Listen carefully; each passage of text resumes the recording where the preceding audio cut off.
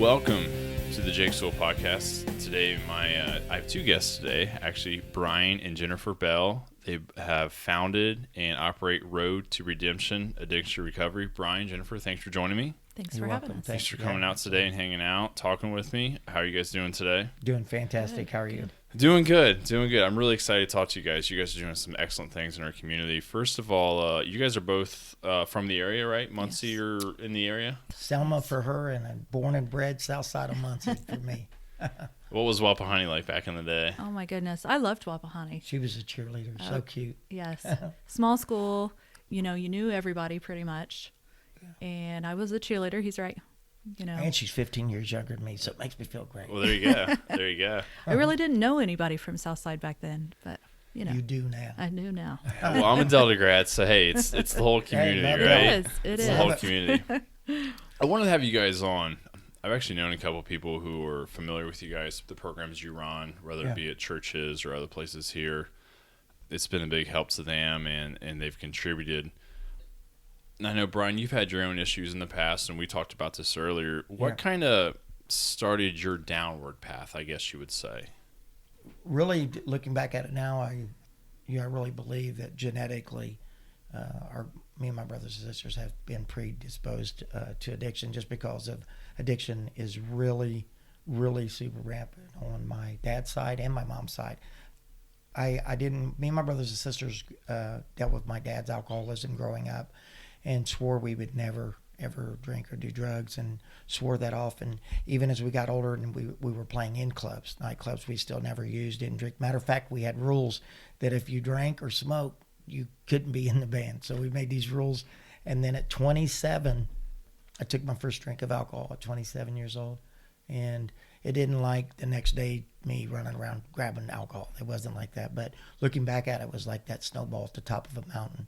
It just starts real slow, and then it got out of hand. Now, you mentioned music and bands. You grew up in a musical family. Yeah, absolutely. Do you think being around that kind of atmosphere from a young age, we all know the reputation musicians have, could have had something to do with that? Well, absolutely. I really feel like that us being around music was like this emotional connection that we had, not just with each other, but like that we knew that we could do something that touched other people's hearts, whether it was fun or not. Not every song was that way, but there was a lot of music that we played that really meant something to me emotionally. And I think after, once I started on that downward path of, took my first drink at 27, probably it took another 2 or 3 years to probably get to where I was drinking nightly, as far as on nights I played, and didn't drink at home life at all. So, I went through those moments of that I thought, well, I'm all right. I'm only drinking, a few drinks when I come into the bar. And eventually, obviously, again, that snowball got a little farther down the mountain and got a little bigger. So you started, obviously alcohol at 27. You said it got worse at 30. Did it just continually go downhill from there? Oh, man. And I got to tell you, there was moments of fun. A lot of people don't want to necessarily admit to that, but actually, if it was horrible right out of the gate, we wouldn't be in the issues that we are having, that we have today. So there was a lot of fun involved to start with. And I really look back at my story. We go around and tell our story together at colleges and high schools, middle schools and stuff. And I really get a chance to kind of reflect a lot on my past. And I really think about 32, 33, I started, trying cocaine. And I really feel at that moment is when I really feel like the addiction itself had grabbed a hold of me, because I could no longer not go play or not be anywhere and feel like I was normal unless I had had a bunch of alcohol and then, of course, a bunch of cocaine to try to even it out, which it still never was enough. Do you think the alcohol was almost a gateway or just kind of a progression to getting into harder stuff? Yeah. I mean, I tried to say that was an excuse that told me this, that I will never do drugs. But I said years ago, I swear I'll never drink. And then I did that, and it wasn't like right away again. First drink at 27, first try at cocaine, 32, 33 years old. But then my arrest, started being arrested, not on drug possessions or anything like that, but a lot of violent crimes, a lot of bar fights and things of that. And then the thing that's hard for me that's been embarrassing and shameful was the domestic issues that I started dealing with that all the things that I hated my dad growing up over what as kids seen, I started becoming. And so I started reacting in violence. If something wasn't, no matter what it was, if it wasn't my way, it was violence immediately. And so I had some arrests also for domestic violence, and deservingly so as well too. Was it a case your addiction with either alcohol or cocaine amplified your anger, or was the anger before that, or was it a magnifier for you? Well, I think all those years of martial arts and stuff that I was raised up in from the age of 7, and then competing all the way up to I was around 27, but competing and stuff. I think looking back at it was a way for me to relieve some of that anger with teaching class, sparring in class, and tournaments and all of these things. And then it turned to where I wasn't even doing that no more. So I was just in a bar, and so I was getting in bar fights, doing all of these things. And then it just got to where when I took one drink, I started off being verbally abusive first, and then the breaking things and throwing things, and then the shoving, and then the pushing and all of that stuff. And it gradually grew up to where it was, violent, super violent things. And when I got to where I took one drink, and there's no way that I'm blaming alcohol for this. There's no excuse for this. But when I would drink one drink of alcohol, I immediately become violent. And it was like this thing that overtook me, this anger. It was like the Incredible Hulk, Mm-hmm. It was like, you won't like me when I'm mad. It was like actually really that way. And then I realized too that there was anger issues dealing with before I ever did drink. There really was, looking back at it. So now. it basically amplified Absolutely. what was going on before. Now, I guess my question is, you go from drinking alcohol to cocaine. That's a big jump. What did something happen, or was it just the temptation to get that fix? I just had got to a low place in my life as far as I had tried alcohol long enough, and I really realized that it was just, at the end of the night, we would have videotapes sometimes. This is back in the day, VHS tapes. But people would show me these, they'd take videos of us, and then sometimes they'd give us the tapes, or we'd go over to their place and watch them. And I started seeing myself on tape while I was sober, seeing myself like that. And I was so mad at myself for that, because I really felt like I was a perfectionist my whole life when it come to everything I was in, but especially music. And to know that it had got that bad for me singing wise, because the bands that I played in, I sang about, other than with my brothers and sisters, I was the lead singer about 98% of the songs. And so everything was kind of reliant on my voice and me singing and stuff. So, but to get to that bad, and then when I did cocaine for the first time, my first wife at the time had come pick me up from work, because I wasn't driving. She would come pick me up, and I got in the car, and she said, "Did you even drink tonight?" Which immediately light went off. I can drink a bunch, do a little bit of cocaine, and I'm sober. She thought I was. Is that because cocaine's such an upper, it would counter effect the alcohol? Absolutely. And then, of course, I thought, this is great. I can do this, and it'll fix everything. And obviously, never was enough. And then the bar owners that I played for later on were big cocaine dealers. And so I was getting free cocaine, but it wasn't free. It was costing me everything in my life. And again, it's not blaming anybody else for this, but because I've never been a follower, always been a leader. And so nobody's ever kind of nudged me to come on, try this. I just did it, and it's had many chances beforehand. I just did it and liked it. So you almost kind of pursued it. You were looking for that next Yeah, I was take looking for alcohol something. and then some, basically. It was the most, I don't care what anybody says, it's the drug that over all the years that I've seen in my life and things that I tried, it was the one thing that to me was so great that immediately I felt like it had hold of me immediately from the get-go, because it was just this Superman, just felt like you could do anything. And it was an incredible feeling that later on, if not stopped, then you die eventually or go to jail. And it seemed so common, especially back in the 80s and 90s. Like, cocaine was just everywhere. We wanted to stay up. It wasn't I'm not saying it wasn't frowned upon, but it was kind of commonplace, They right? called it yuppie. drug back then, you Yeah. know, because you had to have money to pursue it because it was so expensive. But, you know, when you're a musician playing at these bars and got friends who have it and whatever, it was always one of those things, man, got a little bit, we go out, and obviously, you know, and then I'm chasing it.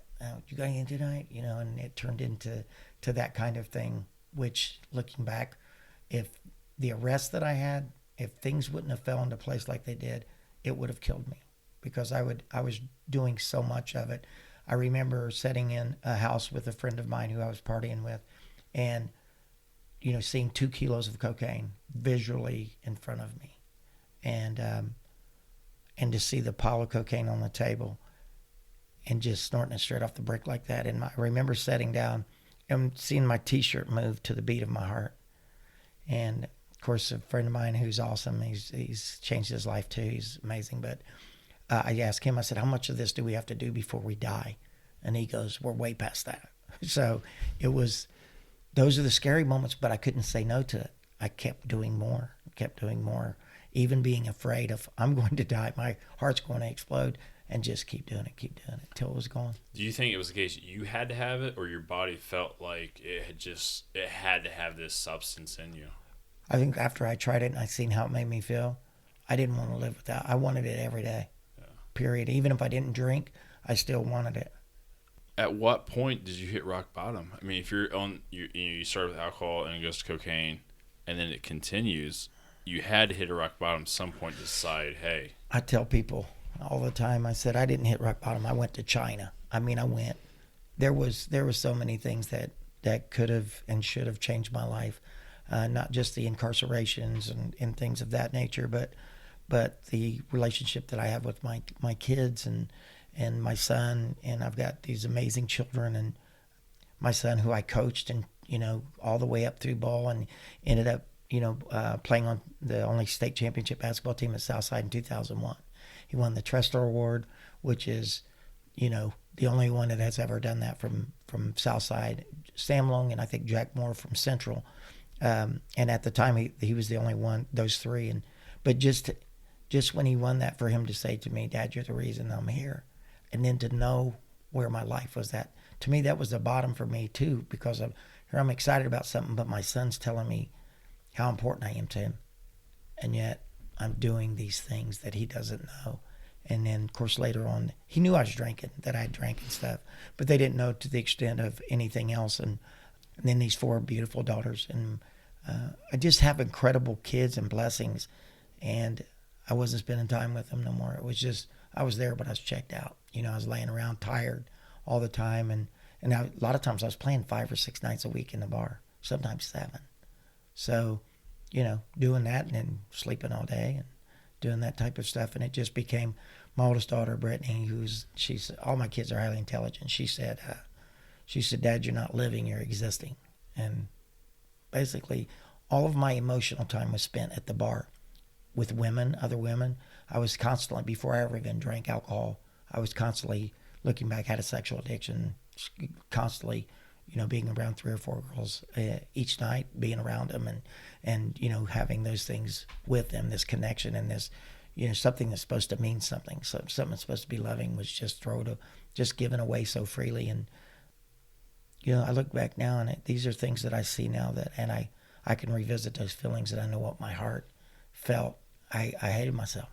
Hated myself for it. So really, you never really hit necessarily rock bottom personally, but it was your family around you, your children, that kind of forced you to look in the mirror and say, hey, I got to do something different here. The rock bottom of all was when in 2012 I was homeless. I was living in a storage unit behind Max on South Madison, over by Paul Davis Flowers. I was drinking over half a gallon of vodka a day and more. Didn't have the money for drugs.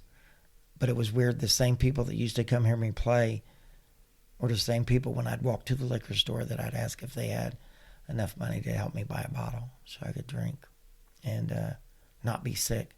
Now I got to where I was having seizures, either from alcohol poisoning or seizures from alcohol withdrawals, which that's what really changed my life in 2012. I had a seizure and then went into a coma and was at Ball Hospital, not expected to live. When they got me to Ball Hospital, my alcohol level was 0.47. So they didn't think I was going to make it. That's incredible. How long were you in a coma? 3 days. And then they when I came out of it, they told my mom, and my oldest daughter was the only two that came, and my sister Lana, and they had said if he makes it, he'll probably have brain damage because we don't know how long he was without oxygen. Because by the time they come and got me at 17th and Hoyt, I was not breathing at that time. People were doing CPR on me and sternal rubs or whatever they're called. But after coming out of it, and then the hospital detoxed me while I was there totally, and I had no place to go. And I asked my mom, I said, can I come stay with you? And my mom, with tears in her eyes, said, no, I don't know. You're not my child. I want my son back. And until I get my baby back, you can't come anywhere around me. And it was really hard because I seen the same look at my mother's face, that kind of the same look that she'd had with my dad, and broke my heart. But I did do this. I had a choice to make to go out. I'd been making bad decisions for a long time. And I had a choice to go back to the storage unit, keep walking around drinking, maybe find a couple people, hang out, do those types of things, or because the misery loved company thing. But I got out and I went to the Muncie Mission homeless shelter that's on Liberty. That was incredible. It changed my life. The first night I slept there, it was the first time in a long time I had peace, and it was priceless. And that was, I'm assuming, your first step. I mean, just that first step of heading in the right direction was going to that mission. Yeah, it was the first time I made a good decision in a long time. Yeah. I think it's important because, we hear the Muncie Mission, we hear this, but you don't think about the positive effect it has on people. Yeah. Well, I thought they just had people like drinking, homeless people that just did what they want during the day and then slept there at night. And I couldn't have been more wrong. And it was just amazing. It's Frank Baldwin and all the guys there, and Phil Miller, and I could name them all, but I'm afraid I'll forget one of them. But just amazing men of God. But most of all, just they've been through it. They know what it's like, and just great counselors, and everything they do is with love and compassion. And you had great meals, but you had to work every day. You had to go to the warehouse. So when people donate things to the mission, it's not just go through, hung up on the racks that night. They got to be cleaned, and everything has to be boxed in certain ways, and even electrical stuff. So guys have to do that, and so you have to work to stay there. And it was got me back into doing the right thing again that I hadn't did in a long time. Well, it had to give you a sense of purpose. Oh, absolutely. And I think that's so important is purpose. If people have purpose, and it builds a little bit of confidence. Yeah. I think confidence is so important. I'm sure even though you were out in these bands playing music for, these packed bars, you probably lacked that confidence of. That's what was really weird. Personal confidence. People thought that this dude has got to be the most confident person in the world, and I was really arrogant. But what happened was once I started drinking and I drank long enough, I lost sight of. I really felt like I needed to drink to be able to play, and I'd never done that my whole life. My brothers and sisters and I, in Luxury Band, we were on Charlie Daniels' $25,000 roundup. We made the finals out of 8,000 groups. It was incredible, and even though we didn't win, still to be on national television. We also opened up for stars like Reba McEntire and Nitty Gritty Dirt Band and Steve Wariner. Never had to have a drop of alcohol to ever do that. That's the manifestation of using. It starts making you, and you start becoming dependent on it physically, because if not, you start shaking.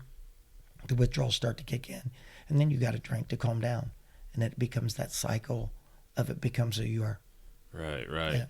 Now, you go to the mission, and you said it's the first great decision you had made. How did it progress from there? If this was 2012, right? Yeah. It was, I stayed here a few months, left. I started rededicating my life to Christ again.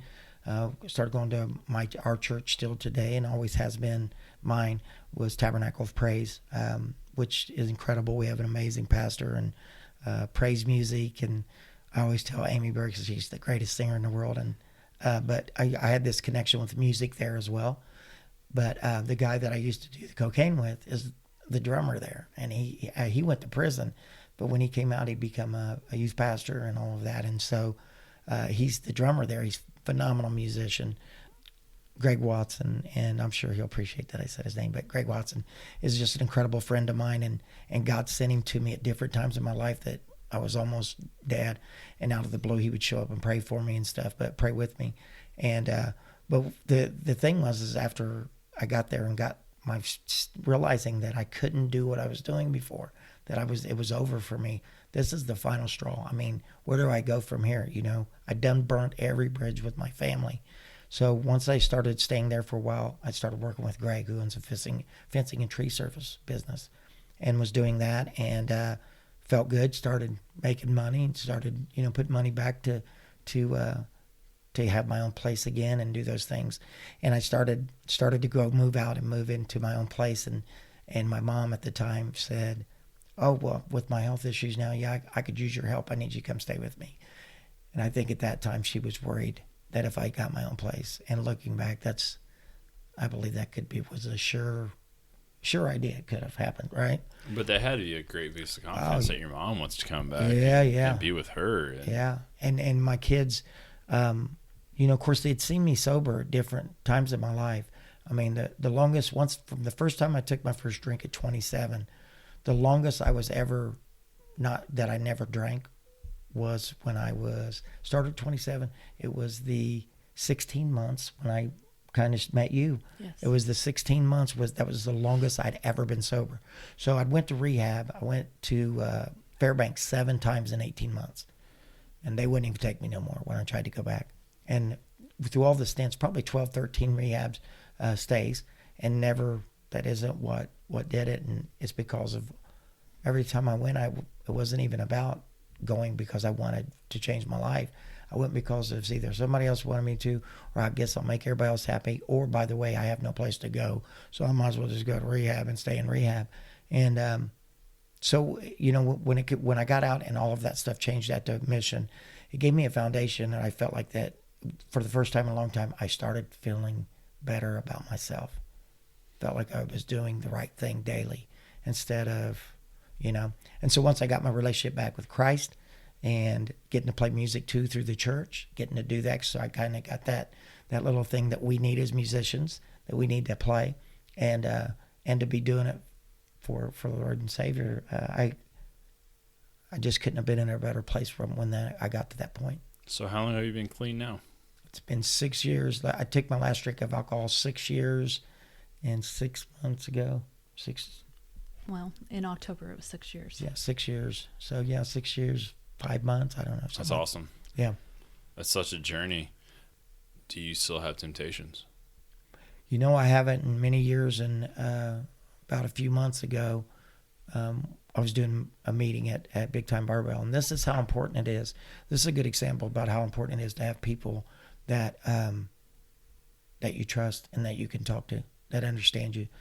So I've not had a thought of drinking alcohol in years. I mean, it just wasn't even in my mind thought process ever.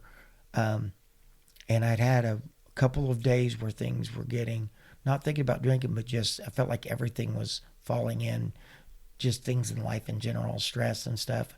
And, of course, we're always on the go because we're helping people and getting people in treatment and all the things we're doing. And I got to this place in my heart that it was the first time in a long time it actually entered my mind to drink. Even though I know if I do, I die. But it still entered my mind. But I didn't want to scare anybody. I didn't want to say anything to anybody. And I was on my way down to do a meeting at Big Time Barbell and just start crying. And got into the parking lot and sat there and contemplated. And there was a liquor store across the street and just cried for 15, 20 minutes. And I knew I had to go in. We had this class to teach. And so I walked in, and Mac Hines was right there as I walked in the door. And he goes, "What's up, brother?" And he seen my face. And he said, "Are you all right?" And I said, "No." And he said, "Come here." And so we stepped over in this room next to the office and hugged me and said, "What's going on?" And I talked to him, and he said, "Brother, please don't do that." And he said, "Listen, you don't need to be here, but please tell me you won't drink and go home." And I promised him that, and then I called her on the phone, so she was on the phone with me all the way home. But that moment really scared me and let me know just how dangerous things can be, because this life of, even now you're getting sobriety, what happens is when you're living a life that you're dealing with addiction constantly, 24/7, with helping others. It wears you down. And I got told that by several people in the past, but I'm, like usual, I'm like, no, I'll be all right. And then there still has to be time for us. And I think that's what happened with my wife and I. We just was so caught up in working and doing this and helping this. And before you know it, we're not even being what we're supposed to. We're in the same room together, but she's grading papers. She's a professor of nursing at Ivy Tech. She's grading papers. And I've got somebody on the phone talking to, whether it's a mother, who's got a child that's overdosed. And it gets to me, just spent emotionally. Yeah, and it would be difficult because you're basically talking to people you know what they've gone through what you've done, and you're talking to those people daily. That would be challenging. Yeah. Now, you mentioned Jennifer is your rock. We talked about this before the podcast. How did you guys meet? Well, back in 2008, so before, obviously, he got sober this last time, we met. He was playing at a bar in Daleville. As a matter of fact, what was that bar called? The Legion. The Legion. The Legion. Yeah. So we met back then. He was playing, and that was just the first time I'd ever met him. I had heard of you, but Everybody. I didn't. I just had heard of you. It was nothing specific. I didn't. Oh, you played music. Didn't know anything about you. You win the Anchor. I did go in the Anchor. That is how I heard of you. Brian Bell plays here in the Anchor. Went in there. I was scared. Scary place to go into, but I didn't know anything about you. So met in 2008, and I actually was married at that time. He was engaged to somebody else at that time, and that was our first hello, how are you? Mm-hmm. Nice to meet you. So things happen, and I loved you at first sight. you loved me at first sight. I did. So in 2010 though is when we were like, hey, we want to make this a thing. So Yeah. 2010, January of 2010 actually. How has she helped you out through the recovery process? Oh, brother, she's she rescued me 2 previous times. When we first got together, obviously she had never seen that side of me. That side happened, and it was just starting to escalate, and I told her that she needed to leave, and so she left. And then I think months later, maybe a year later or something, I was over at an uncle's house, and drunker than snot, man. It was one of the binges, and I think I tried to call you a couple of times or something, didn't I? Yeah. And, Drunk. And I was sleeping in a van down by the river. No, but I was sleeping in a van, and At your uncle's house. at my Uncle Ernie's house, and who I miss very deeply. But she said she was coming to get me, and she come pulling up, and we talked on the phone or something. Yeah. Didn't we? Yeah. You remember better than I did, because I do. And it wasn't a year. It was like 4 months. Okay. Between Felt the like a time. year. Because what actually happened is we were together and things went crazy. He had relapsed. He was sober actually when we first got together, but just briefly. And he'd relapsed, and he told me to leave because things escalated in the wrong direction. He was very mean. He's right about I didn't know, but that he got really mean when he would drink and really liked cocaine. Didn't know that about him. And he had to make me leave. It's crazy. You wouldn't think, as mean as he was being, that I wouldn't want to leave, but I did, and was gone about 4 months. And then he was better. Remember, you went to rehab again. Mm-hmm. That's kind of what happened. And he had just gotten back from rehab, but he drank right away and was drinking and calling me. And he said, but I need help, and what are you doing? So anyway, I came and got him and he didn't have anywhere to live. So we went and made it happen there for a little while. Yeah. And then it all went south again. Mm-hmm. And so I left, and I was gone for a couple years. 2.5 years. Yeah. You must be a strong woman. Yeah. It was crazy. They always say behind a good man is a strong woman. Yeah. She's incredible. It was a mess. And when he drinks, it's fire. I mean, and he's very dangerous. So he cannot have alcohol. It's not allowed. Not allowed. And so I left, scared for my life. I was scared for his kids' lives. and for his, of course, obviously I cared for him. I loved him. And we actually were engaged when I left. And I talked to him, and I just couldn't go back. I was scared. I was scared, but I kept in contact with his oldest daughter. Her and I were talking a lot. And so I knew he had went through things, never really getting sober during that time, but I knew when he did. So there in 2012, I knew when he had gotten sober. I'd talked to her, and she told me, and so I felt like it was time to reconnect with him. And so I think it was early 2013 when we first so when I had my spoke surgery. again. Yeah. So I have this surgery, back surgery. I was working with Greg with Boston Fencing and Tree Service, and working with him. It hurt my back really bad. Went to the hospital. I needed back surgery. I had a disc that had exploded, and so they scheduled this surgery. They get me ready, and so I'd been praying for a long time since I got out of the, after the storage unit and then the mission and the hospital. When I came out of it, I knew, I just knew there was no chance ever. I mean, it didn't, I missed her and everything else, but I thought what I had done would never. It had been 2.5 years, and so I thought she would never talk to me or anything. So, but I'd always prayed for God to give me the opportunity to tell her that I loved her and that I was sorry, and that she would know that I meant it.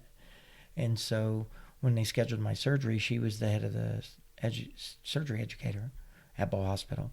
And so I knew that she would see at least that I was scheduled. But just, just prayed about it, and if it, it's what I wanted to happen. But so they take me back. The anesthesiologist starts taking to me. He gets me back there in the room with the curtains, and tells me what's getting ready to happen, and what they're going to do, and they're going to take you back in a few minutes. And so I'm back there by myself, and he walks out, and I'm just sitting there praying, and not just about being a safe surgery, but about letting me see her and tell her I loved her. And the curtain moved back, and she walked around the curtain. So it's probably one of your best moments, right before you had surgery. You're getting ready to get put under, and then it was better than shining light. It was better than any movie ever. It was like that true moment. It was incredible, and I just couldn't believe it. And they were getting ready to take me back, but I just told her I loved her and I'm sorry, and she said, I forgave you a long time ago. So. Yeah, and I mean, I felt like at that point, because like I said, I'd been talking to his daughter, and I knew where he was at. I knew this is the most sobriety he'd had in a while. And so I felt good about at least just talking to him. And that was my only intent, was just to talk to him, make sure. And it took time, and then make sure he was going to be sober. And so we started talking. That's an incredible story. That's when it rolled from there. Yeah. And a lot of the reason I want to have you on is because not only the story, the fact you overcame all this and then decided to help other people. When did you guys decide to start Road to Redemption? Well, it kind of was a kind of a situation that really we got introduced to. A guy that I went to school with, that I was in class with, gave me Randy Davis's phone number, who at the time had just started A Better Life, Brianna's Hope, and it was over Brianna D. Batiste passing away, and them finding her remains, and so he was her pastor and her family's pastor.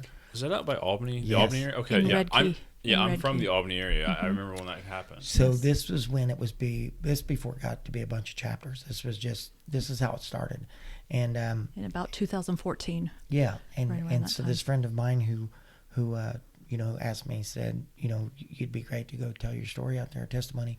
And so he gave me the number and everything. And of course, classes going on and all these things. Well, it had been a little while, but semester ended. And so I was going through my things and, sorting out my books and notes and all that. And it fell out. And Randy Davis had his number. And I told my wife, I said, this is that guy that Brad Hensley, good friend of mine, who's also a pastor. He said, I said, this is the guy he told me to call. So I called Randy that night, and Randy was awesome, and he said, would love to have you. And so that next Wednesday, Jennifer and I came to check it out first before I was going to speak the following Tuesday or the following Wednesday, and got down there, and it was the most love I'd ever felt. We pulled up in the car not knowing what to expect. We got out, and they were all these people, young people, that were out in the parking lot. Some of them smoking and stuff, but the meeting hadn't started yet. But they welcomed us, man, and it was just this beautiful thing. And so we went in and seen what happened and seen this amazing. And it was basically Randy had it so that her friends would have a place to come talk and share and be able to feel safe talking about things. And so we helped him for a while. We just came on Wednesdays and helped in whatever way we could. And of course, we became one of the crew down there. We just loved everybody. Yeah. And then our pastor wanted to start a addiction group of some sort because he knew that's what I was going to school for. And I told him at the time, I said, Pastor, I can't. I'm too busy. I've got too much stuff going on with school. And of course, with everything she was doing as well. But so we go to a meeting. At the time, we go to a meeting at the church with Pastor. We thought we were going to just be helping someone else who was going to lead it, but we were going to help. And so we got there and found out that person thought we were going to lead it. We left the parking lot leading this thing that we didn't know what it was yet. Yeah. And so a chapter of A Better Life, Brianna's Hope in 2015. So that's how it started. Yeah, and Randy okayed all of that and stuff. And so, and Rick Coop, who's an awesome friend of ours as well. He's actually involved with the Better Life Brand. They're the second chapter. Yeah. Delville. And so we were the third chapter, and in our first meeting we had 8 people, but Jennifer and I was 2 of them. So we had 6 people at this table, a little longer than this. And I think we made hot dogs or something, I don't know. But it was that's how it started. And from that grew into, later on we became Road to Redemption, because we wanted to start actually being a part of healing, like the whole family. We wanted to work with mothers and grandmothers and children and all of that. And at the time, ABLBH, Better Life, Brianna's Hope, they were, conclusive on people who were in addiction, kind of like a closed meeting with those who were in addiction. And it was great that way. That's how we kind of started. But it ended up, I feel like God was taking us on a different direction as far as dealing with all families. And so we sat down with our pastor and Sister Tyner in 2016 and said, let's do our own. Just kind of flow right into our own, not skip a beat. That kind of was our plan. Just literally, this is what we're going to do. So we talked about it, and then of course we prayed about it, and we talked to Pastor Randy and let him know that we were just going to kind of transition out. And we love each other, and it's awesome. And Brian had the logo. The logo is awesome. It came in. You want to tell him? Yeah. Well, here's what happened. So she goes, "Well, what are we going to call our group?" And I said, "I don't know." And I told her, I said, "I don't even know what we're going to do," because we didn't miss a beat. Our meeting the following week from ABLBH to what it is. But we prayed about it, and right in the middle of the night, I wake her up and I go, "Hey, I got it. Road to Redemption." And she goes, I was asleep. But you drew and then a picture. And then I go up there and go in the thing, and it was this visual of and of course I'm a musician, but I am no way an artist drawing or painting or anything. So I draw it out, stick people, the logo. We still have that. Yeah, I still have it. Maybe it'll be worth a lot of money one day. And I knew it. I knew that's what it was. And we went the next night, and we actually didn't skip a beat. Yeah. We still, out of all that, we love Better Life, Brianna's Hope, and out of respect, we continue to read Brianna's Prayer for the longest time as well. And just an amazing family. But it's amazing how God still takes something beautiful and can still separate it too and make something else beautiful as well. So I really felt like at that moment that we were absolutely doing what God wanted us to do. Did you feel a sense of almost therapy telling other people your story back when you started this? Yeah, to start with. And now with the sad face. Now. It's still, I feel like it helps people. It's just, in the beginning, it was helping me to kind of to vent this, but at the same time too, I was talking about tough issues too, because I told her, if I'm going to tell my story, I want to tell the truth. I don't want to tell all the good parts. I don't want to tell, well, God took me from this to this. When I started talking about domestic violence, that's when it worries people, and they're not sure if they want to hear that yet. It's an uncomfortable topic. But it is, and still today it needs to be talked about. You show me addiction, and I'll show you domestic issues, violence somehow, some way, whether it's the children, whether it's yelling at each other, some type of abusive relationships that come along with it, because and not that domestic doesn't happen with no addiction, because that happens as well. There's people that fight over money and fight over whatever. I just know that for me, what we seen growing up with my dad, I knew that I needed to tell my story and I needed to be honest about it. And the first 100 times I still get emotional at times over certain things, especially with her. The things of me hurting her and stuff there's times I have flashbacks. It's like it was yesterday waking up and she was gone, and I knew that I'd lost her forever. And then there's times I see her when she's sleeping, and I'll come to bed late, and she's a hard sleeper, but she got that little beautiful angel face, and I look at her and cry and just tell her that how much I love her, and tell God how thankful I am that He gave her back to me. Now, you've talked about you had the cocaine, alcohol. What types of addiction do you guys address in Road to Redemption? Is it just substance, or are there other types? Well, we will support any kind of addiction. I would say the majority of the people that come are chemical addiction, alcohol, drugs. But every once in a while, we'll have somebody that comes in that has a sexual addiction or gambling addiction, pornography, eating addiction. And we're there to help them with whatever, and so if they feel comfortable in the group with people that have chemical addictions, then they'll continue. But honestly, most of them get a little bit of help and they'll talk to us, and sometimes they'll just talk one-on-one with Brian. But most of the times they don't come consistent, Yeah, I think that sometimes when people deal with us, they kind of disassociate chemical addiction with different types of addiction. And I think some of them go hand in hand, sexual addiction and Absolutely. chemical addiction. I mean, you look at how many babies in the world have been born from a flight night at a bar and people drinking and things happen. You lose your inhibitions. Yeah, absolutely. Now, with the opioid epidemic or country, community, whatever, everywhere it's facing it, have you guys seen an increase in people coming, or is it something people are trying to hide? Because a lot of people with the opioid are not, I would say, homeless, right? Down on luck people. They're living in suburbs. They have white collar jobs, but they've got pain pills, and then it's went to heroin or whatever it might be. Absolutely right, brother. You want to address it? I would say with her medical field. Yes, absolutely. I would say the majority of the people that come to us are either opioid addiction or meth addiction. It's one or the other. I'd say both sometimes. Yeah, and sometimes both. We have had a lot of alcohol lately. Do you have to say more that? recently? That's true. Some older guys. Yeah, I'm glad you mentioned that. Got to represent for the old guys. That's true. But it's the number of people coming and joining the group, or just even needing some kind of facilitation to treatment, has just gone off the charts. We've helped over 500 people get to some kind of treatment since we started. And then in terms of attendance to the meetings, it varies. I think it varies based on the weather and things that are going on. Yeah. We've had as many, almost 170 people at a Thursday meeting.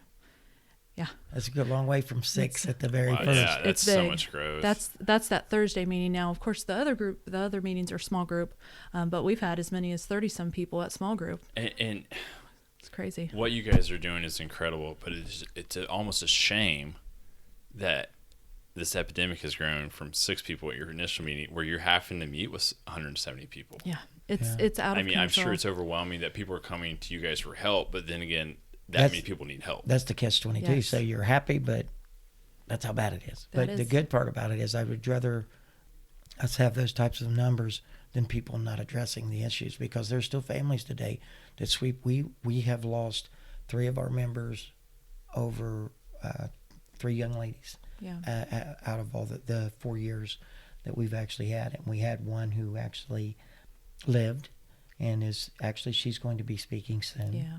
Her mother's going to be bringing her in April. Yeah. She had several strokes and she's an amazing young lady. But yeah, it's really weird with me having my pastoral license. When you see somebody on a Tuesday and the next week they're gone, and they're 22 years old. And I went to do this young lady's funeral, and it was my very first funeral. To look over at this young lady, I had just seen her days ago, and she looked like she was asleep. She didn't have the pancake makeup. She just looked like she could get out of the box and walk away. It's really jarring, especially even though what I know about addiction, to sit there right next to her and know I can hear her voice in my head from Tuesday. It's just incredible. Do you think with social media, it seems like people are a little more open, people are more willing to come out and get help in today's society compared to 15, 20 years ago when you were going through your troubles? Yeah. I think they're definitely willing to come and get help if they are ready to get help. I don't think that it's an embarrassment thing for the most part. I just think a lot of people just aren't ready.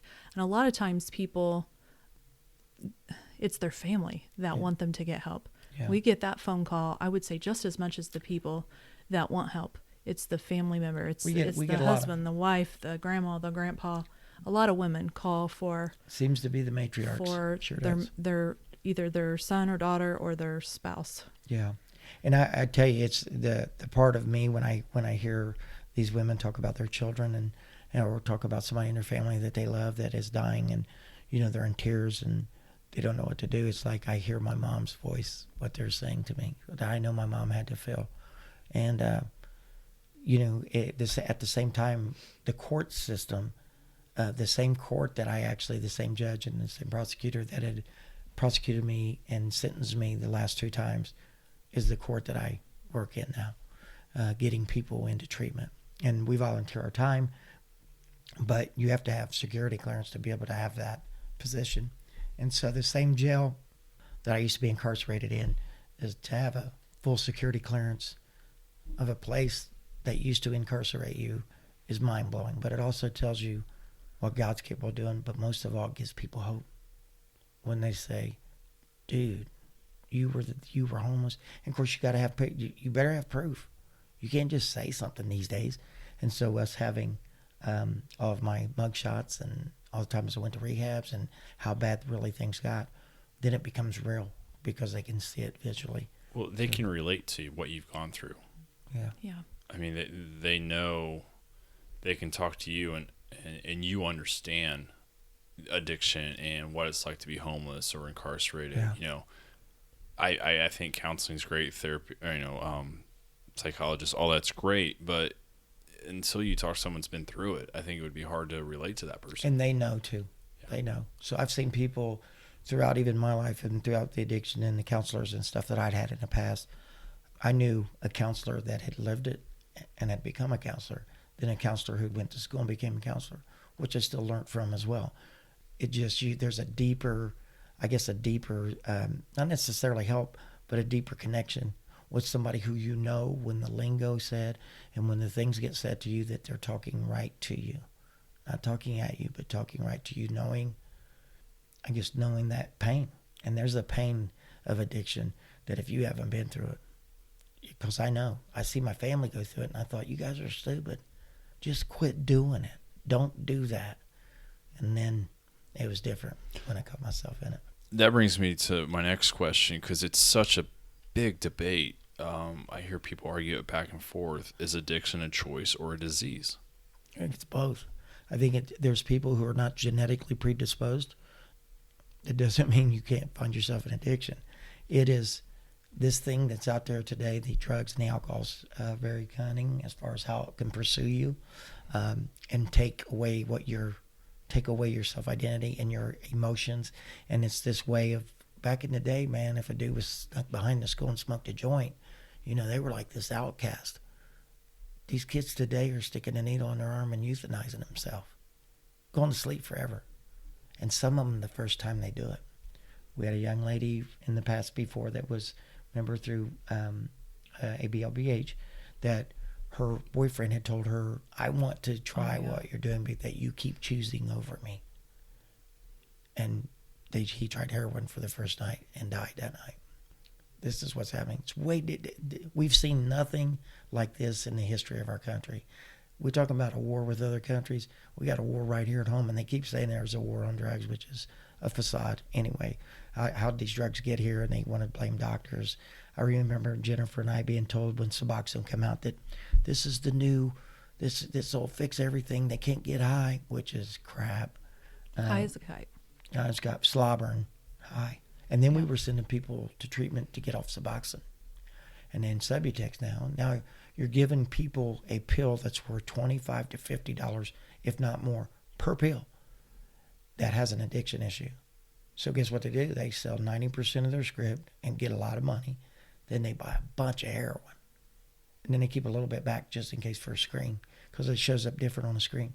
So that's what they do. And it does. It grabs a hold of them. It controls their whole mind, body, soul. But what happens is we'll send people, not just us, everybody that's in this fight with us together, helps people get to treatment. They get past all of that, what's controlling them. And then sometimes those are choices. You have to make the choice to go to your therapy or go to your meetings and try to get help. When you decide not to do that is when that disease takes back over. And I'm glad you just brought that's that why up. That's good. I feel like it's both. And so for me, when going back to choice or, disease or whatever, I say this. Here's what's different for me than I always want to bring up cancer and always frustrates me that they want to bring that up. But because addiction is this, even if you're genetically predisposed, I know if I don't put myself in a position, I don't feed the gene. If I don't feed the gene, it's dormant. It doesn't kill me. There's people who have cancer that has no choice from certain types of cancer. It just happens. So you can't compare it the same way. Now, there's not a doubt in my mind if I went back, and I'd probably die sooner, and it's untelling what else I would do. But people want to use the addiction thing on one end where they go, it's disease, and the other people. My point is, I don't care what you want to call it. Well, let's address the issue at this. Let's quit calling people addicts, which I teach a whole course on this. It took me 2 years to take the word addict out of my vocabulary unless I was teaching. It's the only illness, whatever you want to look at it. Addiction is the scarlet letter that we're told you must carry, that you are an addict. And we tell people that you're an addict. So announce you're an addict. But my point of it is I'm not an addict. What I was doing was I had levels of addiction. And that's what I teach. Once you get into the full-blown addiction stage that I teach, it's when you've burnt every bridge. You're on an island by yourself. You're alone and no one wants to be with you or around you, and they're done. And incarceration and all of these things that happen, those are levels building up to it. People who ever want to compare addiction to cancer and all these other things, because why they ever want to bring that up all the time, but it seems to be the one they want to throw in people's face. If you're if you have this, don't use. You don't die. There's people who get cancer that they don't have no control over anything. They get these rare blood leukemias or whatever, kids, and they die. They're not getting a choice in that. At the end of the day, you can call it a disease or by choice. If you know you have a problem and find out you have a problem by your behavior, and I tell people this is how you know you have a problem. If you drink once a year, New Year's Eve every year, and every year you go to jail from driving a car, you got a problem. If you can't stop that, if you cannot stop yourself from last year or the last 2 years, I've got a DUI and almost killed somebody, I'm not driving no more on New Year's Eve. Those are things that at the end of the day still become a choice. And if you want to not die from addiction, quit using. Stop. Now, the liver that I already had that was exposed to all those years of drinking, I was diagnosed with cirrhosis of the liver. All my liver enzyme levels now are normal because what parts are healthy, they regenerate. And even all you got to have is a little bit and it'll regenerate. And so people today remember when Hep C was around and they looked at it as like HIV. I mean, it was a death sentence. You either get a liver transplant or you die. And so now Hep C is so common now because they have a cure for it. It's okay. I mean, it's almost like they're proud of it that they have Hep C, and it's like, well, because they don't want to use Vivitrol, because Vivitrol can affect the liver, so they have to keep very close attention. But I just wanted to speak to that cancer and addiction because that comparison is absolutely not close to. Well, I think correct. it's a lot of things we argue about nowadays. There's not a definitive answer. Yeah, it's a gray area. It's case by case, and Yes. the best thing to do is not use if you find out once you start having a problem. If you address these things early, you can save yourself a lot of trouble. Right. Get help early. Yeah. Another thing you guys mentioned was with your program is focusing on the family, because so many times I feel like we look at I hate to use the word addict, but the drug user. I think we forget about the people at home that's going to be suffering, whether it be from neglect, domestic abuse, incarceration, whether it be a spouse or children. I think that's an issue that a lot of people don't want to talk about because it's such a dark topic. Absolutely. Yeah. And that's why we wanted to make sure that was a big part of what we do, is helping the family. So, and kind of on to when Brian said that he always feels like he could relate better to somebody who's been through this, right? I agree with that. I agree that people feel more comfortable talking to him because he's been through this. And on the other aspect, family members, I've been through this. Beth Singer is our family coordinator, and she's been through this with a son. And so, it's so important that we help them. And I would say that's sometimes even up to 50% of our attendance. If not more, depending on what's going on. They need help. So they'll call, they'll talk to Brian. A lot of them do love to talk to Brian as well. And they'll talk to me and they'll talk to Beth. They need help. The families, the adults, and the kids. One of the things that we always do as well on that Thursday meeting, we have childcare. And so we have some young ladies that help with childcare, and they try and keep them focused because some of those children have been through a lot.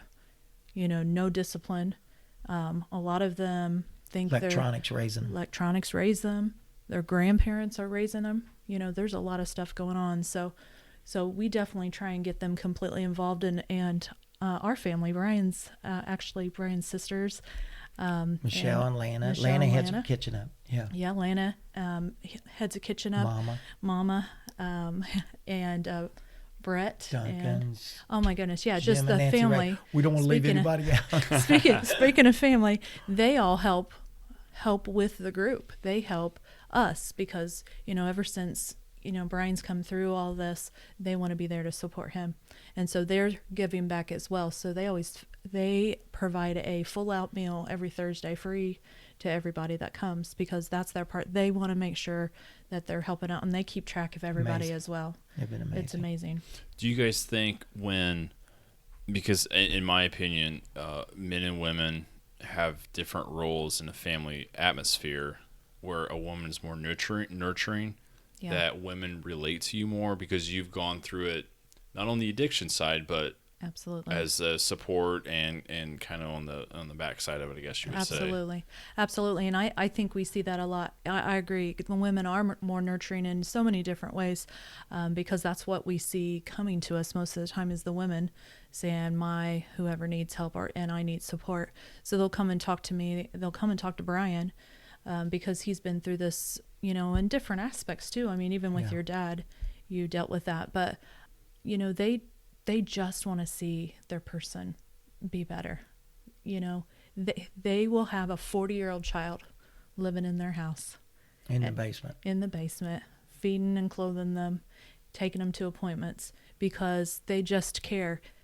As you see, that's enabling them, and that's a codependency issue and all of that. But it's the nurturing part of them that just wants to see their person better. It breaks my heart because I know some of these mothers and grandmothers and it seems to again be the matriarchs. We've had, I think total here lately, we've got 3 fathers who have been involved in their kids' recovery and them coming to meetings themselves, and they don't even come all the time. I think we have one that comes pretty consistently, but the rest are sisters, wives, mothers, grandmothers, great grandmothers, and a couple. Every once in a while we'll have somebody, that's a guy coming in. Charlie comes and supports Kim, and every once in a while, but most of the time it's the women. And we got great staff, with Amy, and Charlie does a great job with Kuntz with helping as well, getting people to treatment stuff. Yeah, and that's a key part of what we want. There's so many aspects of what we try to do it all. But we have a team that helps try and facilitate getting people to treatment as well. So, because people don't know what to do. How do I get to treatment? And they don't like what you tell them. What do I do? Leave them in jail. Leave them in jail. Should I make them? What should I do? They're at my house. Kick them out. Tell them if they don't leave, you're calling the police. Yeah. I mean, mama put me in jail so many times. Yeah. But She did. it changed my life. It saved my life. It absolutely did. It's almost tough love. Very Absolutely. tough in my family. Very, yes. It's because I was the middle kid. He says a lot of times he'll say, I wish my mom, loved me like that or Where whatever. some of these mothers He'll just kid, baby their you know. kids. Yeah. Yeah. He feels like she was rough on him, but it's tough love. Sometimes you just have to get to that because otherwise you're just enabling him. To have my mommy and my brothers and sisters and my kids and my grandbabies be proud of me is what keeps this drive going. Because there's times I want to break, and we probably need to take a break. We need a vacation. But every time we've not even been on a honeymoon. No. How does it feel when you guys see someone you helped 2 years ago come back and they're clean and successful? Though that's got to be that reward system or reward that you. I got to tell you the most Absolutely. beautiful moment that we've had, and we've had many of them. But a couple of years ago, we had a 9-year-old little girl that was at our meeting, and we'd sent her mom to treatment, and she come running up and hugging Jennifer and I and said, crying and said, "Thank you for saving my mommy's life." So sweet. Then when you do that, that's when you know that what you're doing is making a difference. But we've seen success stories. We've seen a young lady, we sent her to treatment that had abscesses, stitches in her arms where she just left Ball Hospital and had abscesses drained, and sent her to treatment. And she's assistant manager at one of the fast food restaurants now. She has a car, got her own place, got her kids back. Been a couple years too. Those are the things that happen where you go, this is why we're doing this. Because it sucks life out of you when you keep seeing people and I don't get mad at them. They know I'm real about it. I said, first of all, I left treatment more than anybody, and I relapsed more than anybody, so I'm not sitting in judgment. But I do tell them, where are you at in your life that you want to change? You want your kids back? Do you want another man, your kids calling another man father? Dad? Is that what you want? And usually when you put it like that, they get mad. And that's what I want them to do, get mad at the addiction.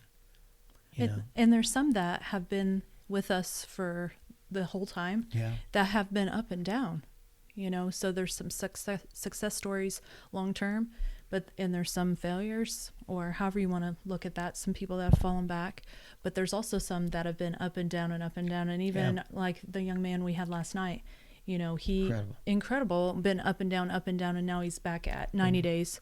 And so things happen for people want addiction to be cut and dry. If you don't go get help, why are we sending you again? Listen, this is such an in-depth, inner, to me, it's a self-abuse way of killing yourself. Who would want to do that? That should tell you how sick this is. It's chaos. People go, why do they do it? If I knew, I would have a lot of money. But I can tell you this, it's chaotic, and the only way that you could understand it is to be in it. And I don't want you to be in it. Yes, you're in it because of the family members in the addiction, but there's a pain thing that goes through a person who lives this life. This life sucks. When you can't even get high no more because you're worried about you just ran out of dope and you're going to be sick in 4 hours. And how am I going to, what am I going to do for money? I've done robbed everything. I've done this. How do I do this and not be put in jail? But here's what's great. They put them in Delaware County Jail, where I went several times. It saved my life. They go in there, and they're in there for 2 months, and they gain weight, and they look good, and they're ordered by the court to do well, and they get out, and the family expects them to just not go to me, just do whatever you want, and they're going to stay clean. Well, I thought they got it. This goes way deeper than a charge or a court hearing. If it was actually jail that would cure this, I would have got cured a long time ago. This is not, we're closing schools and building jails. Makes no sense. Because that's why I really want us to have our own facility in Muncie at some point, or in this area, because for detox and rehab. Long-term rehab, Mm-hmm. And it's just, it never ceases to amaze me that people think that, well, they go to jail or they go to rehab, they should come back and be perfectly fine. This is counseling. This is being involved in something. They need to be involved in helping others. That's what helps keep me not ever thinking about or wanting to go back and use, is helping people. You don't have to do it every day like we're doing, but you can be a part of it. You can still go to meetings. And I tell people once they don't come for a while, it's not that I'm thinking negative. I just know it's not a good place when I don't see you in a while. You understand what they've been through or what they're going, Yeah. Why they might not be at that meeting. And some people just ain't done. They're not done with the addiction. They still want to have, it's fun to them. And at some point, the chaos has to stop being their life. And the only way that happens is do it as basic as my son told me. He said, Dad, he said, first of all, you used to talk to me about character, what you do when no one's watching. He said, and then you need to make your life go back to be as simple as when you got clean tennis shoes on, don't walk in a mud puddle. He said, if you'll break your life down to that, you can change. And I started just worrying about, so my logo is do the next right thing. Instead of just do it like Nike, my thing is do the next right thing, whatever that is. Do you have to look at it like, not, hey, I want to be clean for a year. Yeah. I need to be clean today. Yeah. And then absolutely. when I wake up tomorrow, I need to be clean another day. Yeah, and that's it, except there's nothing wrong with making goals. Now, I tell people don't ever think too far Short-term out. and long-term. But good goals, whether it was me going to school and she supported me in that, you got to watch what you say around her because she's such a positive, supportive person. When I said, I want to go be an addiction counselor, she goes, let's get you signed up. Let's do this. And, of course, once I started, it's a long story. We'd have to do about 10 of these podcasts. But the good part about it was it gave me something, and I worked for it. And when at the end of the day, when I seen that light at the end of the tunnel, which was no longer a train, but a degree of something that I worked for, it got me back on the path of this feels good. I feel good about myself. If someone needs help, wants to come to a meeting, when do you guys meet through the week? Is there a regular schedule? There is. So at our church, so for Road to Redemption specifically, every Tuesday is small group, 6:00 at the church, Tabernacle of Praise, on Fusion. And then every Thursday, 6:00 at the church, is large group. So small group on Tuesday, large group on Thursday. Have dinner. Thursday, 6:00 starts dinner. And then we start the meeting at 6:30. And we have childcare. There's usually some kind of entertainment, singer. We've got dancers coming up. Me and my brothers and sisters have actually played at this. Sometimes It's we pretty play. awesome. Yeah. Brett and Michelle have Seth. Yeah. Seth came and sang. very familiar with them. Yes. Excellent Yes. musicians. Taryn, your daughter My Taryn, daughter Taryn, yeah. has sang. And then usually right around 7:00, we have a speaker, a lesson, something Yeah. like that. Then we're partnered with Big Time Barbell. Mondays and Wednesdays. On Walnut, Monday and Wednesdays, also at 6. We put all meetings at 6. That way there's no confusion as far as There that is goes. confusion. There's when still people- confusion. I have met That's Mac. 6:00. I've been to Big Time Barbell. I've met Mac and Nick Albertson. Yeah. Mac Hines, Yeah. Nick Albertson. Both Yeah. have incredible stories, and what they're doing. Just the gym itself is great, Yeah. and then to incorporate you guys has to be a huge help for the It community. absolutely Yeah. is. And all the guys out there are amazing. I don't want to miss anybody's name, but if people go to their website, absolutely, you can see each one of them's story. And it's just incredible. And Nick overcoming cancer and Yeah. and Mac was on life support. I mean, and I thought my story was really crazy about what depths, how close to death I became. But Mac was actually on life support for 3 weeks. It was Yeah. he shared his testimony at the group. It was incredible. Amazing. And pictures do make a difference when you see what somebody's been through like that. He didn't has know how bad pictures things had got for on life me, support. and I didn't know how bad things had got for him. We hadn't seen each other in a long time. Well, and you were going through a lot of it at the same time. Yeah. And so for us, if people want to come get help, they can just come to a meeting. They can call the Road to Redemption line. Used to, Brian's phone number, his private line was the Road to Redemption line. So he'd get phone calls 24/7. And I didn't want to miss anything. He didn't want I to was miss scared I was anything. going to miss it. And so we had it like that for a really long time. I don't know how long it's been since we went to the landline, but we have a landline. The 760-0806 is the landline. So people can call us. They can get on the Facebook page. I have all that information on there. And one helpful thing that I did not too long ago was put all the information for detox and rehab and stuff on the page, because every once in a while there's somebody that, like you said, maybe they are not ready to talk to somebody. And so maybe they don't want to talk to us, but they can go to the Facebook page. There's the phone number. This is Yeah. who we use for detox. This is who we use for We got some rehab, and incredible facilities. we do. And We do. And we really like Vivitrol. We've really seen people that have an opioid addiction or alcohol Yeah. have significant success with Vivitrol. Yeah. Vivitrol does not get you high, and that's key. But, it's helped with cravings and the opportunity of not being able to get high with Yes. using it. And obviously, too, the only issue with it is the fact they do have to make sure that they're kept under some type of care, that they're checking their enzyme levels on their For the liver, liver. because it can do that. But I got to tell you, out of all the crap the government has said is this is the fix, Vivitrol right now is the best weapon we have against opioids and alcohol. absolutely. That's great information, guys. Your story is incredible. Thanks, I mean, brother. it's been a pleasure to sit down here and talk with you guys and what you're doing to help out Muncie, because Muncie does have a problem. I really try to focus on the positive of Muncie. There's a lot of good going on, but we all know there's a lot of bad. Absolutely. And the fact you guys are out here putting your personal time in and helping people is excellent. Jennifer, do you want to do that phone number and your Facebook page? That way, if anyone's out there, because we all know someone. Yeah. Absolutely. Yes. So the phone number, 765-760-0806. I actually have some prompts there for people to go through. Obviously, emergency, dial 911. They can leave a message. They can go to the Facebook page. The Facebook page is Road to Redemption, Addiction Recovery, just what it is, and can message us on there. All of the information for meetings is on there. The information for treatment is on there. Like the page. And of course the phone number. And if you like the page, then every time I do an update, obviously you're going to see that in your feed. Well, I can testify because I reached out to you guys to be on the podcast Yes. through that and immediate response. So I know someone out there struggling will get immediate attention from you guys. We so appreciate you so much Yes. for having us. absolutely, Thank you, like I Jake. said, I'm just trying to focus on good things in the community, and there are dark things, but with Shine what- a light.